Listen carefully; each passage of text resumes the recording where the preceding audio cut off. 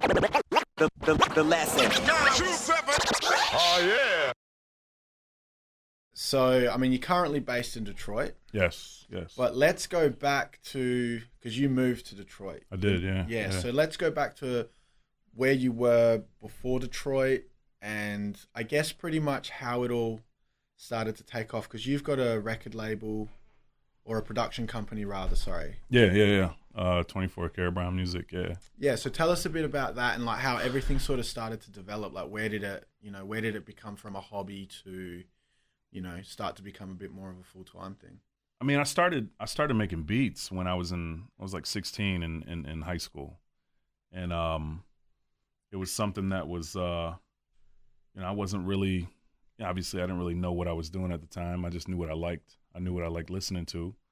I was a big Gang Starr fan and Main Source fan and Wu-Tang fan. And so I started making beats with my at the time best friend. His name's Justin, but a lot of people know him as Bronze Nazareth. And so he kind of put me onto this program called Cool Edit. And it's actually, I would say, my base to, still to this day.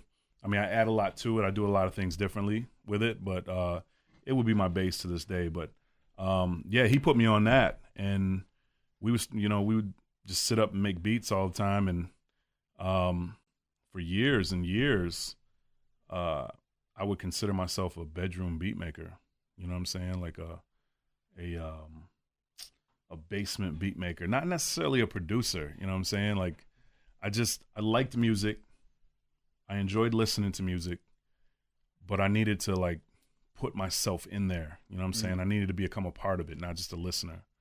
And so I think from about 96 till about 2007, I didn't really do anything with my beats. I just made beats and just kind of stockpiled, you know what I'm saying? And didn't really show them to anybody till about 07.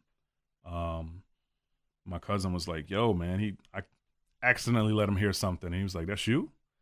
And I'm like, yeah, man, that's, something I've been doing for a while. And he didn't know. And he's like, dude, man, what are you doing, man? Like, I didn't think there was a fan base for what I did. I didn't think, I guess I was listening to the radio and watching TV, watching videos on TV back when there was videos on TV. I didn't really think that there was a fan base for what I did, the type of music, the type of sound that I made. So I just kind of actually quit in 05 and 06. I didn't touch a beat in those 2 years because I was done. Like, I'm not going to do this anymore. There's no fan base for what I do.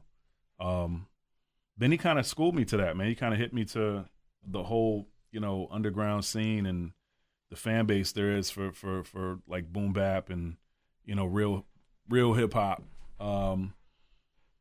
And I was like, cool, man. I started making beats again. And I had to start showing people, man. And so I did a couple showcases and didn't really know what to expect. My first showcase was with it was something that DJ House Shoes put on. I'm sure everybody knows who Shoes is. Shoes put it on and brought me into it, and I did it, and the response was crazy. The people were like, yo, who is this dude? What is this? This is crazy. And it just kind of went on from there, man. I got the response I wanted, and I was like, cool, man, let me continue making beats. Let me do this. And let's continue digging, continue chopping, and here I am today, man. The lesson. Oh, yeah.